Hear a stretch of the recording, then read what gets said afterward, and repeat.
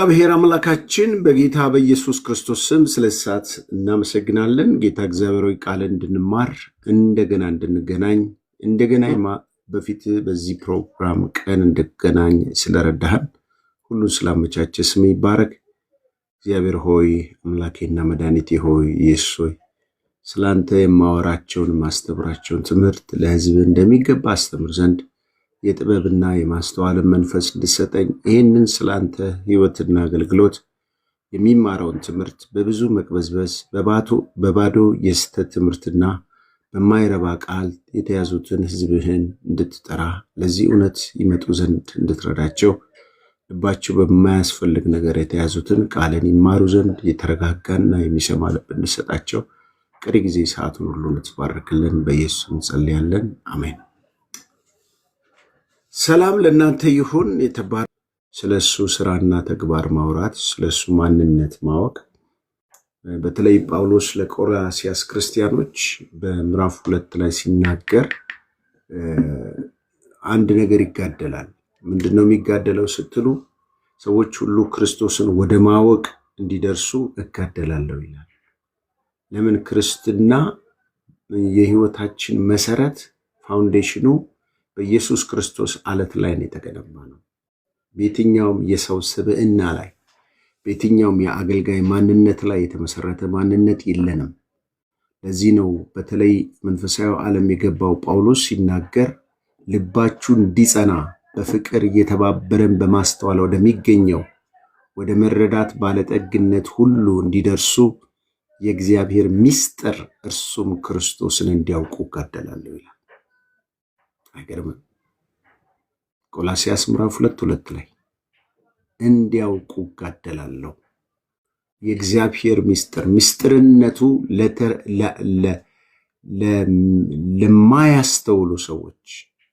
ለማያስተውሉ ሰዎች የእግዚአብሔር ነገር ሞኝነት፣ የእግዚአብሔር ነገር ሃይማኖት መስሎ ለሚታያቸው ሰዎች ለነሱ ምስጢር ነው። ምስጢርነቱ ደግሞ የተገለጠው በተለይ ቅዱሳን በየዕለቱ በክርስቶስ ውስጥ ያለውን ስለ ክርስቶስ የማወቅ ዕውቀታችን ካልጨመረ በስተቀር ለእኛም ምስጢር ሊሆንብን ይችላል።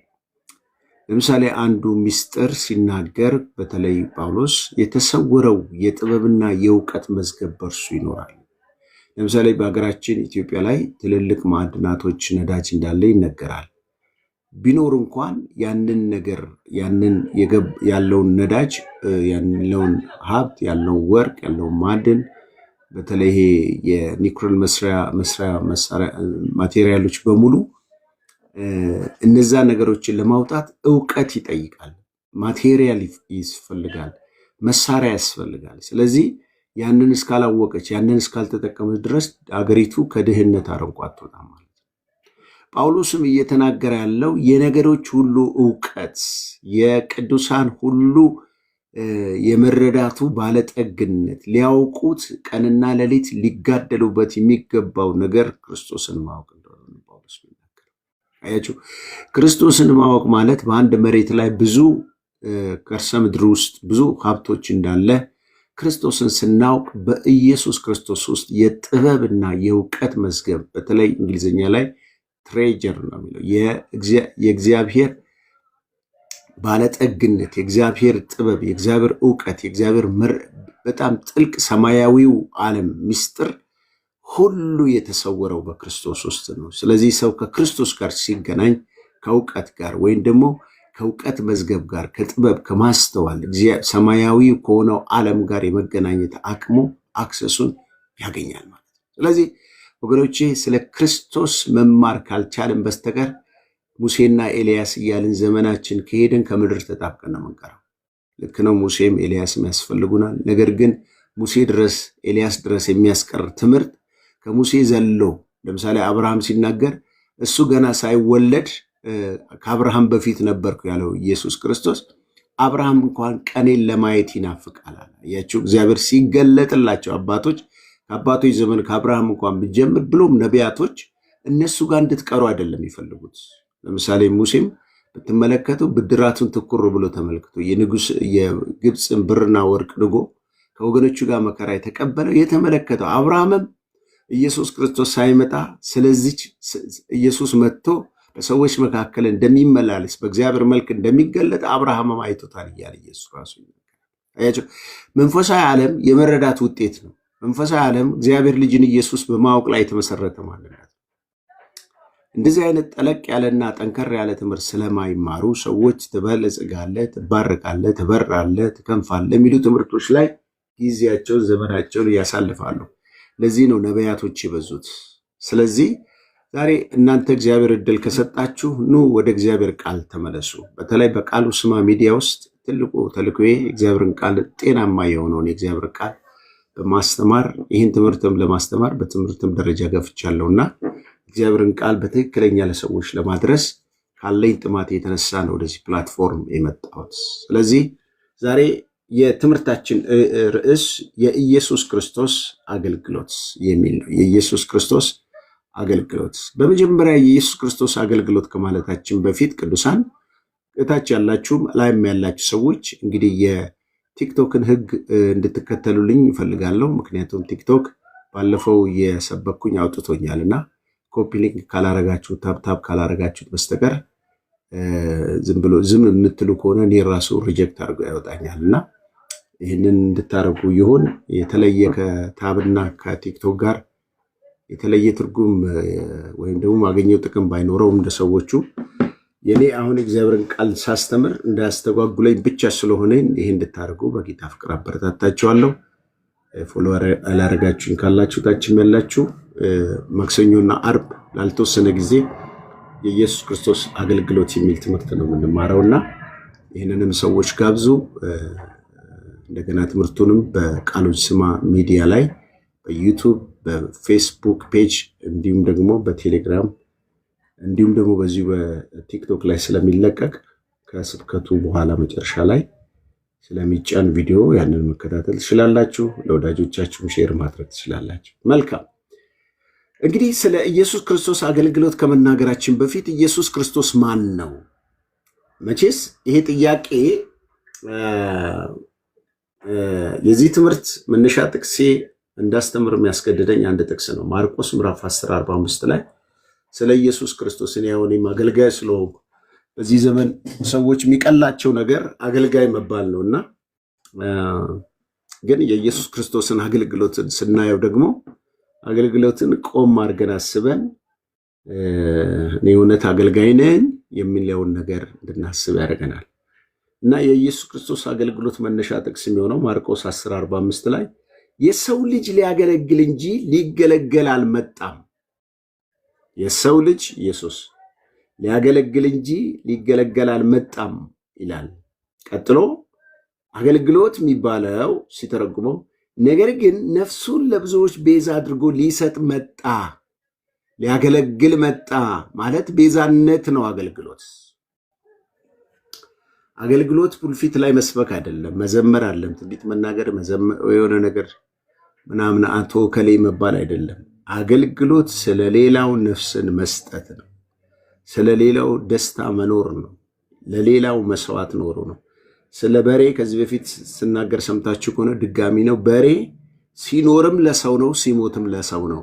ሲኖር አርሶ ያበላናል፣ ሲሞት ጥሬውን ያበላናል፣ ጥሬ ስጋውን ያበላናል። ወይም ደግሞ ብቻ ስጋውን እንበላለን። ባጭሩ ቆዳው ጫማ ይሰራበታል፣ ብዙ ነገሮች ይሰራበታል። አያችሁ፣ ኖሮም ለሰው ነው፣ ሞቶም ለሰው ነው። ጌታ ኢየሱስ ክርስቶስም ያለው የሰው ልጅ ሊያገለግል እንጂ ሊገለገል አልመጣም ማለት እንግዲህ ክርስቶስ እርሱ ፍጹም ራሱ ዝቅ ያደረገ የአገልጋይ ምሳሌን መስሎ ነው የመጣው። ይህንን ደግሞ ፊልጵስዩስ ምዕራፍ 2 ላይ ማየት ይቻላል። ከእግዚአብሔር ጋር መተካከል እንደ መቀማት ሳይቆጥር እስከ ማለት ይሄ መልኩ የአገልግሎቱ የትህትናው ጥጉ ጌታ ኢየሱስ ክርስቶስ እስከ ሰው የሰው ምሳሌ እስከ መሆን ድረስ ራሱን ባዶ እስከ ማድረግ ድረስ በጣም ዝቅ ማለት ብቻ አይደለም፣ ነገር ግን የባሪያ መልክ ይዞ አያችሁ፣ አገልግሎት ከዚህ ነው የሚጀምረው። የባሪያ መልክ ባሪያ ሆኖ ማለት ነው። መልክ በሰው ምሳሌ ሆኖ እንደኛው አይነት ባህሪ፣ የኛው ስሜት የሚሰማው፣ የኛ ደስታ የሚሰማው፣ የኛ ሐዘን የሚሰማው፣ የኛ ረሃብ የሚሰማው፣ የኛ መገፋት የሚሰማው፣ የኛ መሰቃየት መታመም የሚሰማው በሰው ምሳሌ ሰው መሳይ ሰው ሳይሆን ክርስቶስ ፍጹም ሰው ነው። ፍጹም ሰው ነው። ስለዚህ ስሜቱ ይገባዋል፣ የኛ መከራ ይገባዋል፣ የኛ ስቃይ ይገባዋል። ሁሉ ነገር ግልጽ ይሆንለታል። ግልጽ ነው፣ ግልጽ ይሆንለታል። እንደኛ አይደለም፣ አይቸገርም። ማለት አንዳንድ ሰው ስለ ራሱ ማንነት ለመናገር በጣም ይቸገራል። በተለይ ዝቅ ብሎ ራሱን መግለጥ ይፈራል። ማንነቱን፣ ጉስቁልናውን፣ ድህነቱን ወይም ደግሞ የሆነ ጉድለቱን መናገር ይቸገራል። ክርስቶስ ግን የባሪያ መልክ መስሎ በሰው ምሳሌ፣ ያውም አወላለዱ ከበረት ውስጥ፣ ያውም አስተዳደጉ በጠራቢ እንጨት የእንጨት ጠራቢ በሚጠርብ ቤተሰብ መካከል በጣም ቅልጥ ያሉ ድሆች የሆኑ ገጠራማ የሆነ ከተማ ውስጥ የተወለደ አያችሁ፣ እስከ 30 ዓመት ለቤተሰቡ እየታዘዘ የሚኖር እንደዚህ ሆኖ መሰረቱን፣ ማንነቱን፣ ሰውነቱን ያልካደ ክርስቶስ በሰው ምሳሌ ሆኖ ነው የመጣው። ያም ብቻ አይደለም፣ በምስሉ እንደ ሰው ተገኝቶ ራሱን ባዶ አደረገ። አያችሁ፣ ሰው ለሰው የማይቻል ለእግዚአብሔር ይቻላል እንደሚባለው ክርስቶስን በምድር በኖረበት ሰዓት ፍጹም ሰው መሆኑን የምታውቁት አንዳንድ ነገር የሚያደርጋቸውን ነገር ለምሳሌ የሚያደርጋቸውን ነገር ጌታ ኢየሱስ ክርስቶስ በሰው መካከል ላይ ብዙ ነገሮችን ማድረግ ሲችል እንደ ሰው ሆኖ ያልቻለበት ያላደረጋቸው ያላለፈባቸው፣ ለምሳሌ ይራብ ነበረ፣ ይደክመው ነበረ፣ ይጠማው ነበረ፣ ያዝን ነበረ፣ ያለቅስ ነበረ፣ ደግሞም ይቆጣ ነበረ። እነኚህ ነገሮች በሰው ባህሪ ውስጥ የሚገለጡ በሰው ባህሪ ውስጥ የሚገለጡ ነገሮች ሁሉ በክርስቶስ ማንነት ውስጥ ተገልጠዋል። እና ማርያምን እንኳን ውሃውን ወደ ወይን ጠጅ ቀይ፣ አንቺ ሴት ጊዜ ገና ነው እስከ ማለት ድረስ እኔ የማደርገው ፍቃድ የአባቴን ፍቃድ ላደርግ መጥቻለሁ። እንጀራ ብላ ሲሉት እኔ የምበላው መብል አለኝ፣ እርሱም የላከኝን የአብን ፍቃድ ማድረግ ነው ብሎ እንደ መልእክተኛ የጌታውን እንደ አንድ ሎሌ የጌታውን ድምፅ ሰምቶ እንደሚታዘዝ ክርስቶስ ኢየሱስ ለእግዚአብሔር አብ ራሱን እንደ ባሪያ አድርጎ አስገዝቶ የአባቱን ፍቃድ በማድረግ የኖረ ጌታ ነው። ስሙ ይባረክ። ስለዚህ ያን ያህል ራሱን ባዶ አድርጎ የኖረበት ጌታ ነው የምናመልከው ወገኖች። በሰው ምሳሌው ነው። ደግሞ ከሁሉም በላይ ደግሞ ወንበዴዎች በሚሰቀልበት በመስቀል የተሰቀለ እርጉም ነው ሲባል ክርስቶስ ግን ካለው ማንነት የተነሳ ለሞትም ይኸው የመስቀል ሞት ድረስ እንኳን የታዘዘ ሆነ። እንግዲህ ክርስቶስ ሰዎችን ሊያገለግል ነው የመጣው ሲባል በዚህ ምስል ነው ማየት ያለባቸው እንጂ እንደ ዘመኑ አገልጋዮች በቃ አንገታቸው ላይ የሆነ አስረው በቃ እነሱ የሄዱበትን ሰዎች እየተንከባለሉ ሶፍታቸው እየተበላ ማረባቸው እንትን እየተባለ የሆነ እኔ አንዳንዴ ክርስቶስን አሁን ያስተማርኳችሁን ወስዳችሁ የዘመኑ አገልጋይ የሚባሉትን እስቲ እዚህ ጋር አምጡና አቁሟቸው። ከክርስቶስ በልጠው ተገኝተዋል። ክርስቶስ ያላደረገው አምላክ እና ጌታ የሆነው እንኳን ያላደረገው እነሱ የጌቶች ጌታ ሆነው ቁጭ ብለዋል።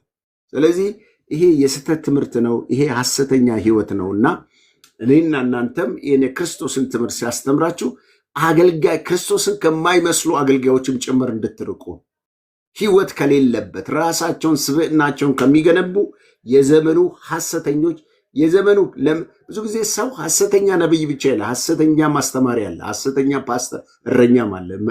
ሐሰተኛ እረኛ እንዳለ የምታውቁት ሕዝቅኤል 34 ማንበብ ይቻላል። ዮሐንስ ወንጌል ምዕራፍ 10 ላይ ማንበብ ይቻላል። ሙያተኛ ይሆናል፣ ለገንዘብ ብቻ ሆኖ የሚኖር የበጎቹን ወተትና ስጋ ይበላል፣ ግን ራሱን ያደልባል፣ ለሌሎች ግድ የሌለው ሰው አለ። በየትኛውም የአገልግሎት ዘርፍ ውስጥ ሆኖ ክርስቶስን የማይመስል ለምን ከክርስቶስ ጋር ስታለካኳቸው ሚዛን ላይ ስታስቀምጧቸው የሚበልጡ ገዝፈው የተቀመጡቱ ከክርስቶስ ኢየሱስ አገልጋይ ከሚባለው መስፈርት ውስጥ አይሟሉ። ስለዚህ ጌታ ኢየሱስ ክርስቶስ አገልግሎት የሚጀምረው ከምንድን ነው? የሰው ልጅ ሊያገለግል እንጂ ሊገለገል አልመጣም። ነገር ግን ነፍሱን ለብዙዎች ቤዛ ሊሰጥ መጣ እንጂ ይላል። ስለዚህ ባጭሩ ይሄ ጥቅሱን የኢየሱስ ክርስቶስ አገልግሎት የሚለውን መነሻ ጥቅሴን ለማብራራት ነው ወደዚህ ሀሳብ የመጣሁት። ኦኬ እንግዲህ ዛሬ ማወቅ ያለብን ነገር ለመሆኑ የኢየሱስ ክርስቶስ አገልግሎቱን ከማለታችን በፊት ክርስቶስ ማን ነው የሚለውን ትንሽ ሰፊ ራሱን የቻለ ሰፊ ትምህርት ነው። በጣም ብዙ አወዛጋቢ አስተማሪዎች ያሉበት በዚህ በኢየሱስ ክርስቶስ ማንነት ላይ ለምሳሌ እንደ ጂሆቫ አይነቶች ኢየሱስን ፍጡር ነው ይላሉ። እንደ ኦንሊ ጂሰስ የሚባሉ ደግሞ እነሱ ደግሞ አብም ወልድም ኢየሱስ ነው ብለው ስጋው ኢየሱስ ነው፣ መለኮቱ አብ ነው፣ መንፈሱ መንፈስ ቅዱስ ነው ብለው አብም ወልድም መንፈስ ቅዱስም ኢየሱስ ነው ኦንሊ ጂሰስ ብለው እንደዚህ የሚሉ አስተማሪዎች አሉ። ሌሎች ደግሞ ከክርስቶስ ስብዕና ጋር በተለይ በሞቱ ላይ እንደ ዶስቲዝም ሌሎች የሚባሉ አስተምሮት በጥንት ጊዜም የነበሩ በጣም በክርስቶስ ማንነትና አስተምሮት ህይወት ሰውነት ላይ ብዙ አከራካሪ በዚህ በኒቅያ በኤፌሶን በኬልቄዶን ጉባኤ የሚባሉትም በክርስቶስ ላይ ብዙ አስተምሮቶች ለምሳሌ በዙሪያችን ያሉ ከሙስሊሞች ጋር ብትሄዱ ኦርቶዶክስ ጋር ብትሄዱ ሌሎች ጋርም ስትሄዱ በክርስቶስ ላይ ከዚህ ከፕሮቴስታንቱ ክፍል ከወንጌላውያን ቤተክርስቲያንም ጭምር የተወዘጋገበ ትምህርቶች አሉ። ባጭሩ ያንንም ይህንንም ሳንል ኢየሱስ ክርስቶስ ማን ነው የሚለውን ትምህርት ማወቅ ወሳኝ ነው። ኢየሱስ ክርስቶስን አገልግሎት የሚለውን ከመማራችን በፊት ክርስቶስ ማን ነው? ይሄ ጉዳይ ራሱ ክርስቶስ የጠየቀው ጥያቄ ነው ወገኖች። የሰው ልጅን ማን ይሉታል ብሎ ጠይቋል። ኢየሱስ ራሱ ማለት ነው። እንኳን እኔ አይደለም ሌሎችም አስተማሪዎች ጤናማ አስተማሪዎች አይደለም ዓለም ላይ ያሉት የጌታ ኢየሱስ ክርስቶስ በሰው ልጆች ታሪክ ውስጥ በጣም ብዙ መስዋዕት የከፈለ ነው እና በጣም ለብዙዎቻችን የመዳኛችን መሰረት ነው ብለን እናምናለን። እና ስለ ኢየሱስ ክርስቶስ አገልግሎት ማወቅ እንኳን ብንጀምር በመጀመሪያ ደረጃ ግን ኢየሱስ ክርስቶስ ማን ነው የሚለው ነገር ኢየሱስ ያነሳው ጥያቄ ነው። ኢየሱስ በቀያራ ባለበት ሰዓት ውስጥ በመጣ ጊዜ ሰዎች የሰው ልጅ ማን ይሉታል ብሎ ጠየቃቸው። ማንን? ደቀ መዛሙርት። ሙልጌታን ማን ይሉታል ብትሉ ምናልባት የኔን ሚዲያ የምትከታተሉ ካላችሁ ወይም ደግሞ ሌላ የምታውቁ ስለኔ የምታውቁት ነገር ካለ ያንን እከሌ እንደዚህ ነው የሚባል ልትሉ ትችላላችሁ። ባለፈው ቻት ጂቢቲን ፓስተር ሙልጌታ ማን ነው ብዬ ጠየቅኩት። መቼስ እሱ ነገር በጣም ይገርማልና የቴክኖሎጂ የምጠቀመውን ፕላትፎርም የት ቸርች እንዳለው የሙሉ ወንጌል አገልጋይ እንደሆንኩኝ ብቻ ምን ቀራችሁ ያለኝን በሙሉ ነገር አምጥቶ ቁጭ አረኝ። ይሄንን ኬት ነው የሚያመጣው? በመንፈስ ቅዱስ ተገልጦለት ሳይሆን ሁልጊዜ ፖስት ማድረጋቸውን በተለይ ከኢንተርኔት ጋር በተገናኘ ምንለቃቸውን ግብአት ወስዶ ነው ማሽን ስለሆነ ስለኛ መናገር የሚችለው። ታዲያስ ክርስቶስን ሃይማኖቶች ሊያውቁት ይችላሉ ወይ? ክርስቶስን የሆኑ አብያተ ክርስቲያናት ወይም ደግሞ ወንጌላውያን ቤተክርስቲያን ሙሉ ለሙሉ ስለ ክርስቶስ መናገር ይችላሉ ወይ? ሙስሊሞች ሊናገሩ ይችላሉ ወይ? ካቶሊክ ወይም ደግሞ እምነት የለሾች እንደገና ደግሞ እነኚህ የድረ ዘመናዊ እንቅስቃሴ አስተማሪዎች ይህን የፌዝ ሙቭመንት አስተማሪዎች እንደገና ደግሞ እነኚህ በተለይ ሊበራሊዝምን ቴዎሎጂ የሚያስተምሩ እነዚህ ሁሉ ስለ ኢየሱስ ክርስቶስ በትክክለኛ ሊያስተምሩና ሊገልጡ ይችላሉ ወይ ብትሉ አይችሉም ብዬ ነው የምነግራቸው። ለዚህ ነው ኢየሱስ ክርስቶስ የጠየቀው ለምን ሙሉ እውነት ልታገኙ የምትችሉበት የሰው አሁን ብዙ ጊዜ እኔ ከሰሞኑን ማክሰኞ ስነ ስብከት አስተምራቸው ነበረኛ ቸርች ላይና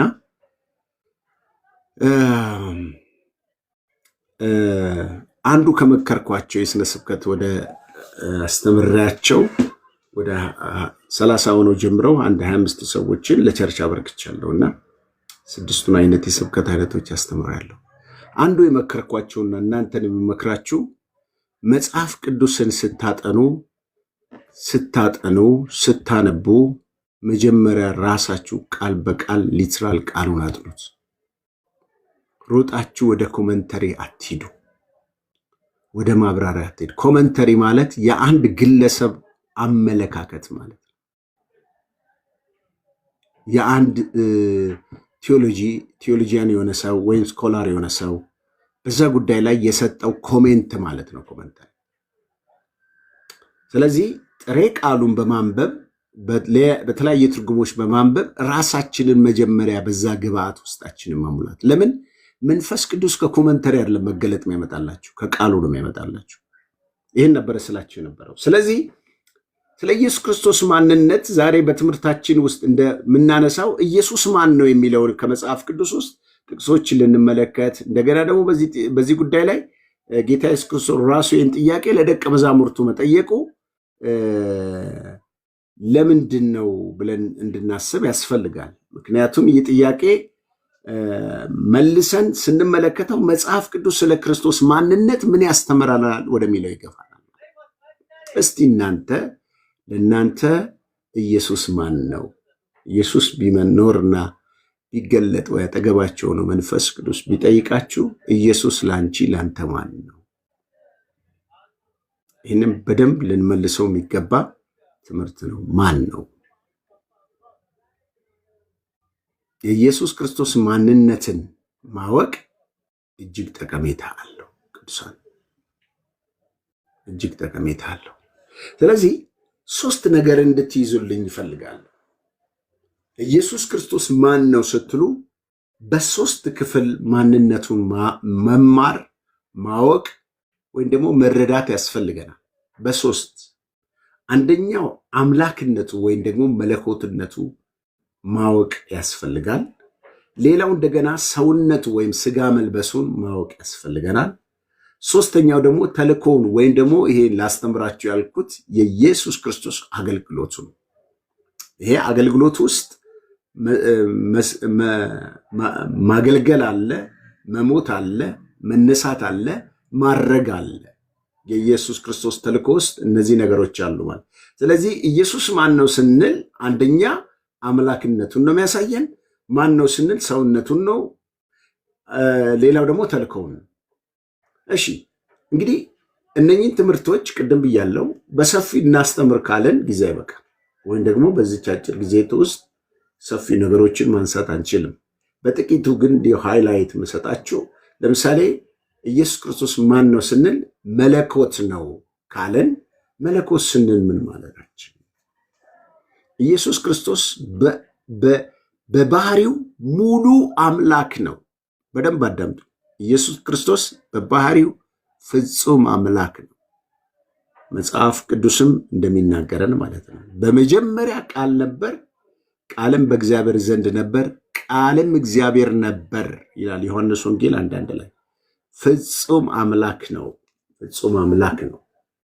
ኢየሱስ ክርስቶስ አምላክ ነው የሚለውን ቃል የተገባው አምላክ ነው። ያው የተገባው አምላክ ነው።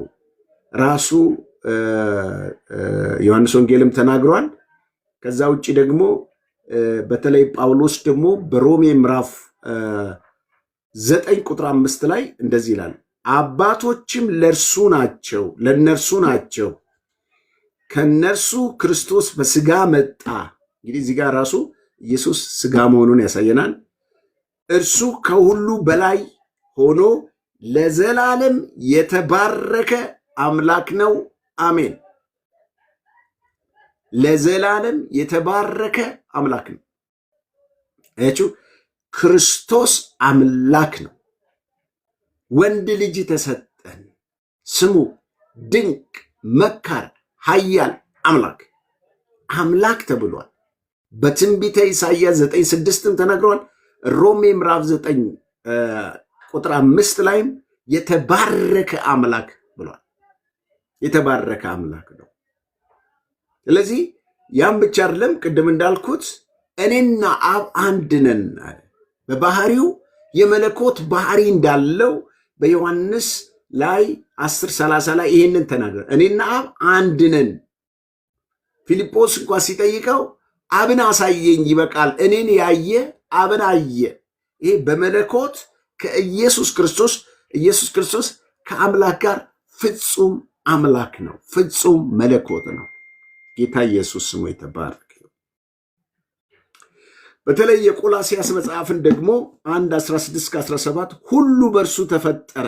እንግዲህ በተለይ ኢየሱስ ቃል ሆኖ ዓለማትን ሲፈጥር በዛው በዮሐንስ ወንጌል 1:1-3 ስታነቡ ይሄን ታገኛላችሁ።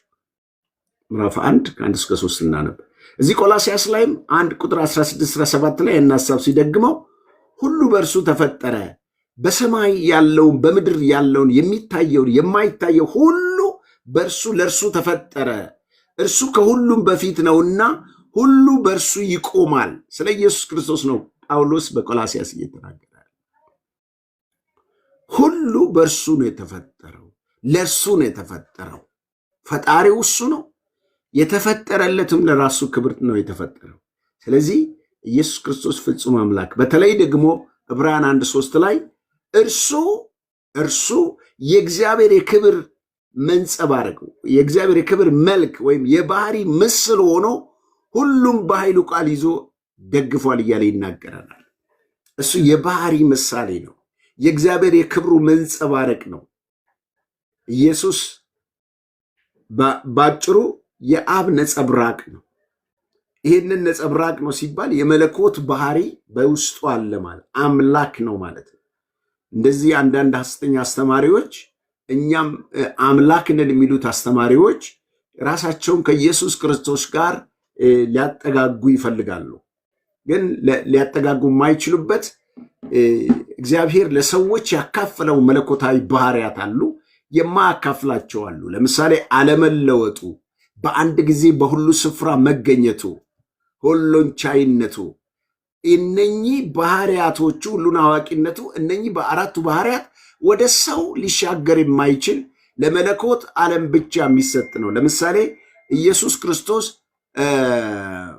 ፍጹም አምላክ ነው በምንልበት ጊዜ አይለወጥም። እኔ አምላካችሁ እግዚአብሔር አልለወጥም ይላል። ሰው በምንም አይነት ሁኔታ በብዙ ነገሮች ሲለወጥ ሊሄድ ይችላል። እግዚአብሔር ግን ባህሪውን ሊለውጥ ይችላል። ሌላው ለምሳሌ ለፍጡር ሊሆን ይችላል። ሰው አምላክ ሊሆን የማይችልበት ኢየሱስ ክርስቶስ አምላክ ነው መለኮት ነው የሚባለው ነገር የሚገለጥበት መንገዱ ለምሳሌ በአንድ ጊዜ በሁሉ ስፍራ መገኘት የሚችል አምላክ ወይም ደግሞ መለኮት ብቻ ነው። ክርስቶስ ይህንን አድርጎታል። እስከ ዓለም ፍጻሜ ድረስ ሁሉ ከእናንተ ጋር ሆናለሁ በማለት ይህን ተናግሯል። ስለዚህ በተለይ እነኚህ አራቱ ባህሪያቶች የማይሻገሩ የማይጋሩ ባህሪያቶች ለመለኮት ብቻ የሚሰጡ ነገር ግን ከዛ ውጭ ደግሞ እኛ የእግዚአብሔር መልክና ምሳሌ አለን ሲባል ከእግዚአብሔር የምንካፈላቸው ባህሪያቶች አሉ። ቅድስናውን፣ ንጽህናውን፣ ታማኝነቱን፣ ፍቅሩን፣ ደግነቱን፣ ገዥነቱ ይሄ ከእግዚአብሔር የምንካፈለው ባህሪያት ስለሆነ መለኮት ነው ስንል ክርስቶስ በመጀመሪያ እግዚአብሔር ቃሉ ራሱ የሚለንን ነው የምንለው። እግዚአብሔር ነበር፣ እግዚአብሔር ነው፣ ቃልም እግዚአብሔር ነበር። ቃል የተባለው በአብ ዘንድ በነበረ ጊዜ ዛሬ ስጋ ለብሶ ደግሞ በመካከላችን ያደረው ፍጹም ሰው ፍጹም አምላክ ነው ክርስቶስ። ፍጹም ሰው ፍጹም አምላክ ነው ክርስቶስ። ይህን እንድታውቁ ይገባል። ስለዚህ ስለ ኢየሱስ ክርስቶስ ማን ነው የሚለውን ትምህርት ስንማር አንደኛው መለኮት ነው፣ አምላክ ነው። አምላክነቱ ደግሞ በሁሉም ፈጣሪ ላይ ገዢ ነው። ማኖር መግደል የሚችል ገዢ ነው። እኛን ያዳንን ነው። እኛን ህይወትን የዘላለም ህይወትን የሰጠን ነው። አምላክነቱን ደግሞ መጽሐፍ ቅዱስ በብዙ ማስረጃ ቅድም እንደጠቀስኩላችሁ ዮሐንስ ወንጌል ምዕራፍ 1 ላይ እንደገና ዮሐንስ ወንጌል 10:30 ላይ ኢሳይያስ 9:6 ላይ ሮሜ 10:9:5 ላይ አምላክ መሆኑን እግዚአብሔር መሆኑን የሚያረጋግጡ በቂ ማስረጃዎች አሉ። ስለዚህ ስለ ኢየሱስ ክርስቶስ ስናጠና አንደኛው አምላክ መሆኑን ልንረዳ ይገባል። ሁለተኛው ደግሞ ስለ ኢየሱስ ማን ነው ስንል ሰውነቱ ነው። እንግዲህ የኢየሱስ ክርስቶስ አገልግሎት ብለን ከማየታችን በፊት የመጀመሪያው ኢየሱስ ማን ነው ለሚለው ኢየሱስ አምላክ ነው፣ ኢየሱስ እግዚአብሔር ነው። ይህንን እውነት እንድትቀበሉ ይገባል። ሌላው ደግሞ የሚገርማችሁ ነገር ዮሐንስ ወንጌል ምዕራፍ 1 ላይ እግዚአብሔር ብሎ ሲጀምር ዮሐንስ ወንጌል ምዕራፍ 1 ቁጥር 14 ላይ ደግሞ ዮሐንስ ወንጌል ምዕራፍ 1 ቁጥር 14 ላይ ቃልም ሥጋ ሆነ ይላል። ይሄ ደግሞ ሰውነቱ ነው። በዚሁ ላይ ሶስቱም ባህሪ እናያለን ብያለሁ። ስለ ኢየሱስ ክርስቶስ ማንነት ስናጠና አንደኛ አምላክነቱ ነው፣ ሁለተኛ ሰውነቱ ነው። አምላክነቱ ዮሐንስ ወንጌል 1 ቁጥር 1 ላይ በመጀመሪያ ቃል ነበር፣ ቃል በእግዚአብሔር ዘንድ ነበር፣ ቃልም እግዚአብሔር ነበር ይልና ቀጥሎ ኢየሱስ ማን ነው ስንል ሰውነቱን ነው፣ ሰው ነው፣ ሥጋ የለበሰ ነው ስንል እዛው ላይ ዮሐንስ ወንጌል 1:14 ላይ ቃልም ሥጋ ሆነ ጸጋና እውነትን ተሞልቶ በእኛ አደረ፣ ሰው ሆነ። ለዚህ ነው ክርስቶስ ፍጹም ሰው ፍጹም አምላክ ነው የሚባለው። ከዚህ የተነሳ ነው ፍጹም ሰው ፍጹም አምላክ ነው። ፍጹም ሰውነቱን ፍጹም አምላክነቱን የማይቀበል የሐሰት ትምህርት እንደሆነ አንደኛ ዮሐንስ ምዕራፍ 4 ላይ ይናገራል። በተለይ ክርስቶስ በሥጋ እንደመጣ የማይቀበል እሱ የሐሰት ትምህርት ነው። ኖስቲዝም የሚባሉት ትምህርቶች ክርስቶስ በዚህ በበስባሽ በሞተ ሥጋ አይመጣም ብለው ስለሚናገሩ እንዲህ አይነት ብለው ክርስቶስ በሥጋ አልመጣ አምላክ ብቻ ነው ብለው የሚያስተምሩ ሐሰት ነው። ክርስቶስ ሰውም ነው፣ ፍጹም ሰው ነው። ሰው መሳይ ሰው አይደለም፣ ፍጹም ሰው ነው። አምላክ መሳይ አይደለም፣ ፍጹም አምላክ ነው። ስለዚህ ይህን እውነት በልባችሁ ሰንቁ፣ ያዙ፣ ለሌሎችም ሼር አድርጉ። ለምሳሌ የሰውነቱን ስንመለከት የእግዚአብሔር ልጅ የሆነው ቃል ለብሶ በምድር ላይ እንደኛው ተመላልሷል። 33 ዓመት ተኩል ኖሯል። 30 ዓመት ከቤተሰቡ ጋር ኖረ። በ30 ዓመቱ በዮሐንስ ተጠመቀ። ከ30 ዓመት ጀምሮ እስከ ትንሣኤው ቀን ድረስ ሲያገለግል ነበረ። ስለዚህ እርሱ ሙሉ ሰው ሆኖ ተወለደ፣ ደከመ፣ ተራበ፣ ተጠማ፣ መከራ ተቀበለ፣ በደቀ መዛሙርቶቹ መካከል አስተማረ። ይህ የሆነው ለሰው ልጆች ሙሉ በሙሉ ሊያድነን ሕይወት ሊሰጠን ስለወደደ ክርስቶስ እንደኛው ሰው ሆኖ ተመላልሷል ማለት ነው። እንደኛ ሰው ሆኖ ተመላልሷል። ቅድም በጣም የሚጠቅስላችሁን ጥቅሶች ሰውነቱን ከሚገልጹት አንደኛ ዮሐንስ ወንጌል ምዕራፍ 1 ቁጥር 14 ላይ ቃልም ሥጋ ሆነ በመካከላችን አደረ ይላል። ጸጋና እውነትን ተሞልቶ በእኛ አደረ። እኛም ከአብ ዘንድ የተላከውን ብቸኛ ልጁን ጸጋውን እውነቱን የተሞላውን ክርስቶስን አየነው ይላል። ተጠመቀ እኮ ሳምራይቷ ጋር ሄዶ እኮ ራበኝ አለ እኮ።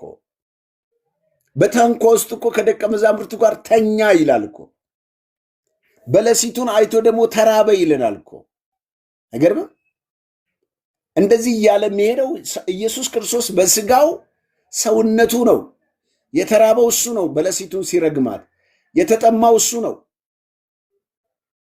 አይገርምም? የተጠማው እሱ ነው። ደክሞት የተኛው እሱ ነው። ደክሞት የተኛው ያዘነው አልዓዛር ሞቶ ያለቀሰው እሱ ነው። የተሰቀለው እሱ ነው። በጥፊ የተደበደበው እሱ፣ የተተፋበት መከራ የተቀበለው እሱ ነው። መስቀል ተሸክሞ ስጋው የተቆራረሰው እሱ ነው። ሰው የሆነው ነው። ከትንሣኤው በኋላ ኢየሱስ ክርስቶስን ባዩ ጊዜ ምትሃት ያዩ መስሏቸው ኢየሱስ እንዲህ አላቸው፣ ኑና ንኩኝ፣ መንፈስ አጥንትና ስጋ የለውም አላቸው። በስጋ የተገለጠ ነው ክርስቶስ፣ የታየ ነው። በቤተልሔም ይሁዳ የተወለደ 9 ወሩን ጠብቆ እንደ አንድ ሴት ተረግዞ የተወለደ ሰው ነው። በቤተልሔም ተወልዶ ከሰባ ሰገሎች ስጦታ የተሰጠው ነው ክርስቶስ። አድጎም በ12 ዓመቱ ቤተ መቅደስ ሄዶ የእግዚአብሔርን ቃል ሲማር የነበረው ነው ክርስቶስ። በውሃ የተጠመቀው በዮሐንስ እነሆ የተጠመቀው ክርስቶስ ነው። ያገለገለው የተራቡትን 2 ዓሣ 5 እንጀራ የባረከው ያበላ ያጠጣ የደከሙትን የታመሙትን የታሰሩትን ነፃ ያወጣው ክርስቶስ ነው። ሰው ሆኖ የተመላለሰው ክርስቶስ ነው። በተለይ ቅድም ያነበብኩላችሁ ጥቅስ አለ ፊልጵስዩስ 2 ከ6 ጀምሮ እስከ 9 ብታነቡት አንደኛ አምላክነቱንና ሰውነቱን እዛው ጋር ያሳየናል። አምላክነትና ሰውነቱን ያሳየናል። አይገርምም? አምላክነትና ሰውነቱ አምላክነቱ ከእግዚአብሔር ጋር መተካከል እንደ መቀማት አልቆጠረውም ይላል። ሰውነቱ ደግሞ በእግዚአብሔር መልክ ሳለ ከእግዚአብሔር ጋር መሆኑን የባሪያ መልክ መምሰሉ፣ በሰው ምሳሌ መምጣቱ፣ ራሱን ማዋረዱ፣ እስከ መስቀል ሞት ድረስ መታዘዙ ባሪያ መሆኑን አገልጋይ መሆኑን ሰው መሆኑን የሚያሳይ ነው ክርስቶስ። ወንድሞቼ እህቶቼ፣ ክርስቶስ ለዚህ ነው በተለይ የዕብራውያን ጸሐፊ አንድ መወደው ቃል አለ፣ በድካማችን ሊራራልን የሚችል ሊቀ ካህን አለ። ዋው!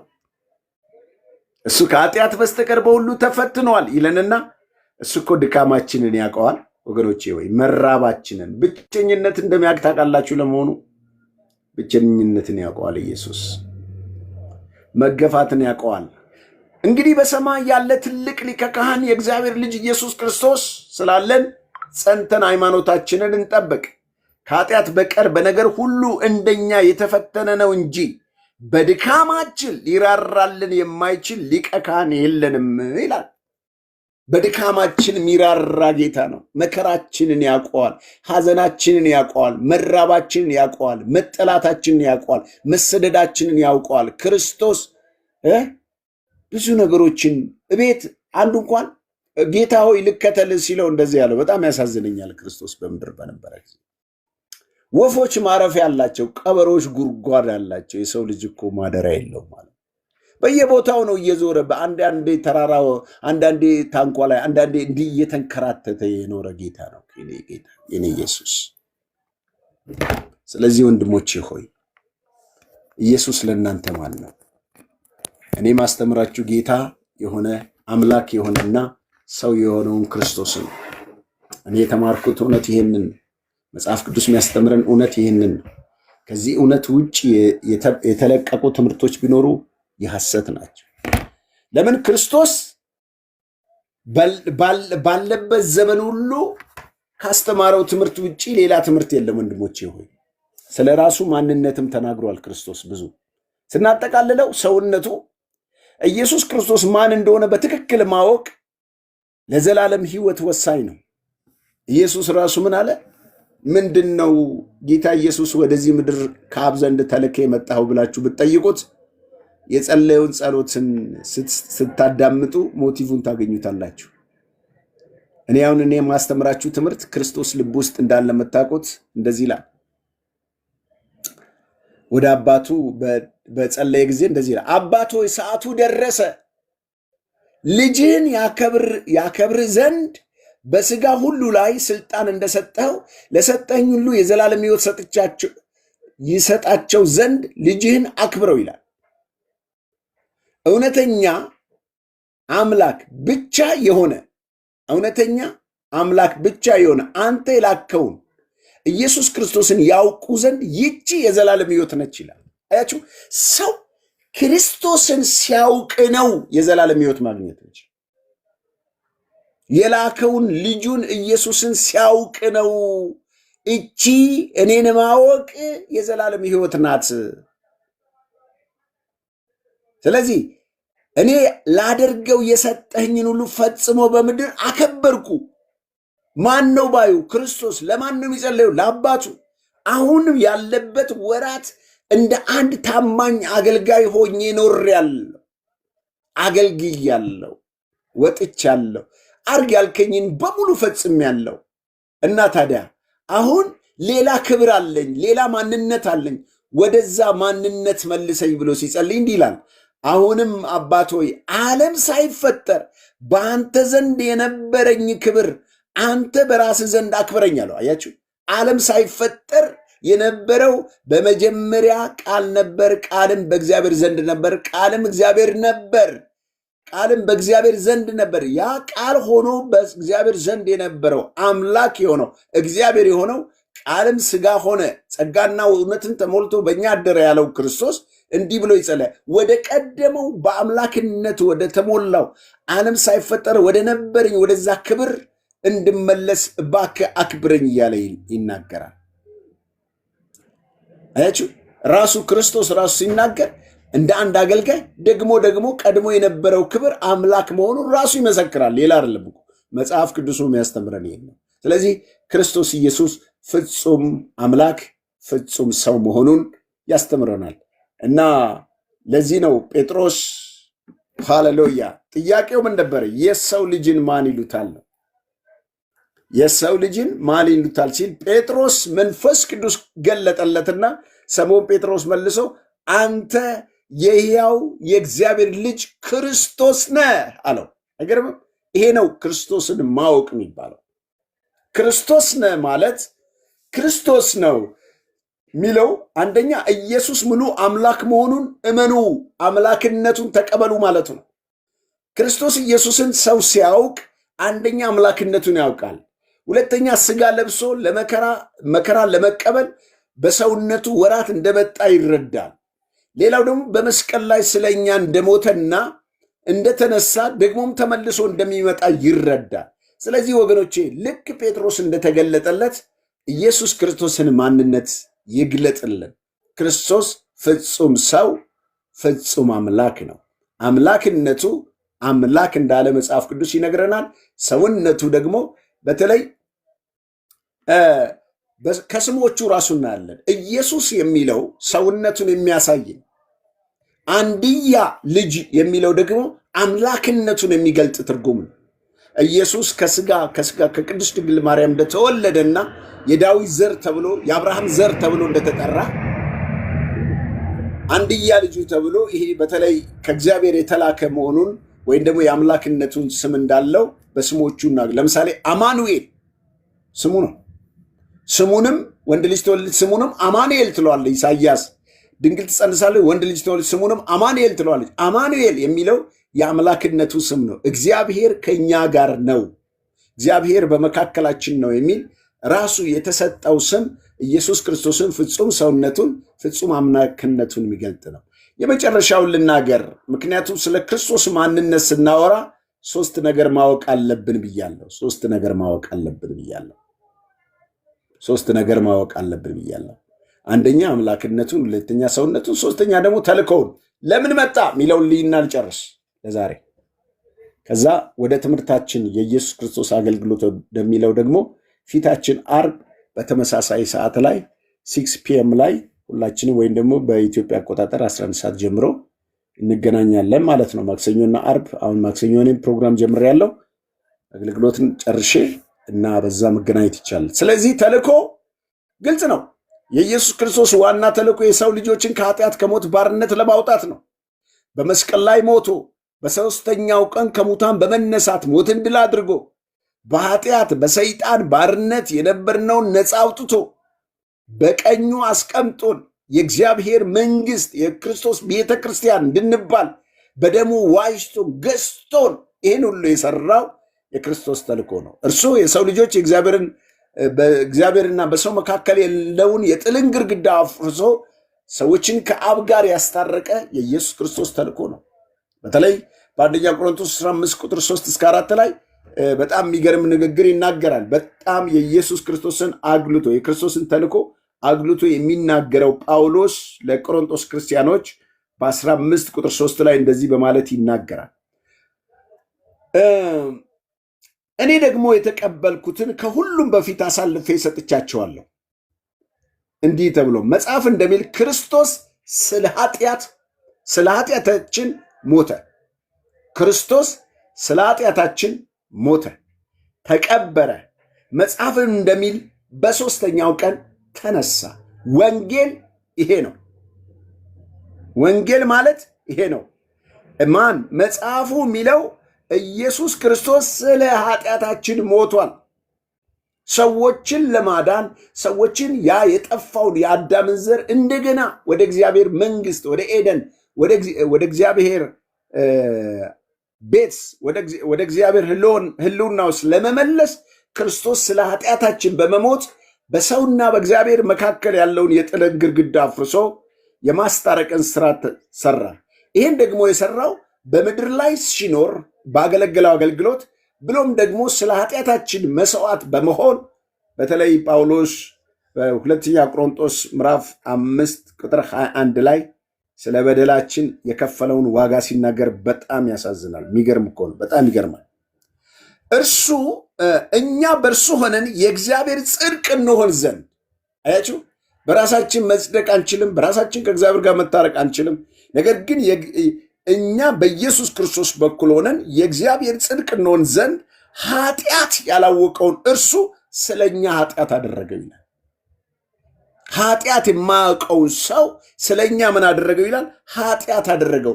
ይቺ ኃጢአት አደረገው የምትለው ቃል አንዳንድ እንትኖች ስንፍና ንግግር ተናግሯል። እኔ መልሻለሁ ልናገረው። ኃጢአት አደረገው የሚባለው ቋንቋ ከብሉይ ኪዳን የመጣ ንግግር ነው። ለምሳሌ አንድ ኃጢአተኛ ሰው ኃጢአትን ሲሰራ ወይ በግ ይዞ ይመጣና ወደ ካህኑ ይቀርባል። ዘሌዋውያን መጽሐፍ ውስጥ ማግኘት ይቻላል። ስለዚህ የኃጢአተኛ ሰው የገዛትን በግ ካህኑ ፊት ቆሞ እጁን ጭኖ የሰራውን ኃጢአት እንዲናዘዝ ይደረጋል። ያ ኃጢአቱ ሲናዘዝ ሲናገር ያ እንዲሰርቅ ያለው ዋሽቻ ያለው እንዲያደርግ ያለው ብሎ ሲናገር እጁን የሚጭነው ያ የሚናገረው ኃጢአት ወደ በጊቱ እንዲተላለፍ ነው። ወዲያውኑ ካህኑ የዛ የተናጋሪውን ሰው ንግግር ወይም የሰራውን በደል በበጊቱ ይቆጥሯል ማለት ነው። በጊቱ እሷ እንደሰራችው እሷ እንዳደረገችው ተደርጎ ይቆጠርና ያቺ በግ መስዋዕት ትሆናለች። ደም ሳይፈስ ርየት የለም የሚለው በአንድ ሰው የኃጢአት ደሞዝ ሞት ነው እንደሚባል እችን በግ በዛ ኃጢአተኛ ምትክ ትሞታለች፣ ደሟን ታፈሳለች። ያ ሰው በምህረት ይሄዳል ማለት ነው። ለዚህ ነው ዮሐንስ ወንጌል ምዕራፍ 1 ቁጥር 29 ላይ መጥምቁ ዮሐንስ ስለ ኢየሱስ ክርስቶስ ሲናገር የዓለምን ኃጢአት የሚያስወግድ የእግዚአብሔር በግ የዓለምን ኃጢአት ለምን በጥንት በብሉይ ኪዳን አንድን ኃጢአተኛ ነፃ የሚያደርገው በጊቱ ነች። ስለ እሱ ኃጢአት ሆና ተቆጥራ ስለ እሱ መስዋዕት ከፍላ ስለ እሱ ሞታ ደሟን አፍስሳ ለዛ ለኃጢአተኛ ስርየት እንደምትሰጥ ክርስቶስ በመስቀል ላይ ሲወጣ አብ አባት ኤሎሂ ኤሎሂ ለማ ሰበክታኒ ባለው ሰዓት አብ አባት ዝም ያለበት ምክንያት ምንድን ነው ሲባል ኢየሱስ ክርስቶስ በሰውና በእግዚአብሔር መካከል ሆኖ ገብቶ በመስቀል ላይ ተንጠልጥሎ ሳለ ኢየሱስ ክርስቶስ መስቀል ላይ ሲወጣ የዓለምን ኃጢአት ሁሉ ተሸክሞ እንደ በጊቱ ኃጢአት ተሸክሟል። መጽሐፍ ቅዱስ ደግሞ የኃጢአት ደሞዝ ሞት ነው ይላል። ስለዚህ የኃጢአት ደሞዝ መሞት ስለሆነ አብ ከሰማይ ክርስቶስን ሲያየው ኃጢአት ሆኖ ነበረ። በእኛን ኃጢአት ተሸክሞ ልክ ካህኑ በጊቱ ላይ እርምጃ እንደሚወስድ አብ አባትም ደግሞ በገዛ በውድ ልጁ ስለ እኛ ሲል የተሸከመው ኃጢአት እስከ ሞት እስከ ሲኦል ድረስ ያወርደው ነበርና ያ ቅጣት ክርስቶስን ሲኦል ድረስ ያወርደው ታያላችሁ። አያችሁ፣ አብ ሲመለከተው ክርስቶስን ኃጢአት ተሸክሞ ነው ያየው። አብ ሲመለከተው የኔና የእናንተን በደል ተሸክሞ ነው ያየው። ስለዚህ ይህንን በደል ደግሞ ምሕረት ሊያደርግ አይችልም እግዚአብሔር፣ ምክንያቱም ጻድቅ ፈራጅ ስለሆነ እግዚአብሔር በጽድቅ ስለሚረካ። ስለዚህ ለኃጢአተኛ ሰው እጅ በእጅ መቅጣት ወይም ደግሞ ዋጋ መክፈሉ ለዛ ለኃጢአተኛ ሰው ስርየት እስካልተደረገ ድረስ እኔና እናንተ ምሕረት እንደማናገኝ ልጁን መስቀል ላይ የቀሰፈበት የገደለበት አድቅቆት እስከ ሲኦል ድረስ መውረድ የሆነበት ሚስጥሩ ምንድን ነው? የኔና የእናንተ በደል ነው። እንግዲህ የክርስቶስ ተልእኮ ይህንን በደል በመሸከም ይህንን ኃጢአት በመሸከም እኛን ከአብ ጋር ለማስታረቅ ነው ማለት ነው። ለዚህ ነው መጽሐፍ ቅዱሳችን ብዙ ጊዜ እንመሰክራለን። ብዙ ሰዎች ለመዳን ይህንን የኃጢአት ዋጋ የተከፈለላቸውን ዋጋ ትተው በራሳቸው ዋጋ ለመክፈል ብዙ ገዳማት ይሄዳሉ። ራሳቸውን ቦምብ ላያቸው ላይ ያጠምዳሉ።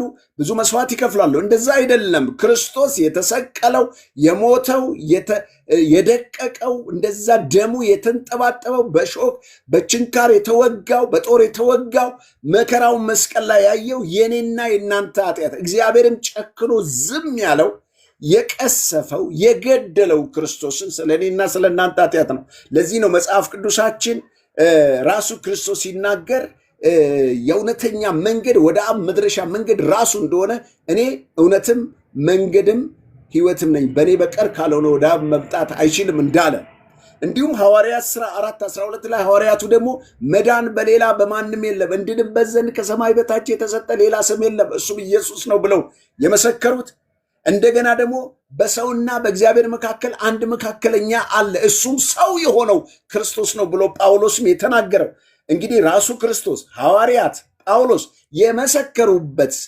ትልቁ ሚስጥር የሰው ልጆች ከእግዚአብሔር ጋር የሚታረቅበት የሚድንበት መንገድ ክርስቶስ ኢየሱስ ስለሆነ ነው። እንግዲህ ይሄ አሁን የነገርኳችሁ የክርስቶስ ተልእኮ በመባል ይታወቃል። ስለዚህ ወገኖቼ ሆይ ኢየሱስ ማን ነው የሚለውን ትክክለኛ ለማወቅ እኔና እናንተ ዘወትር መማር ይገባናል።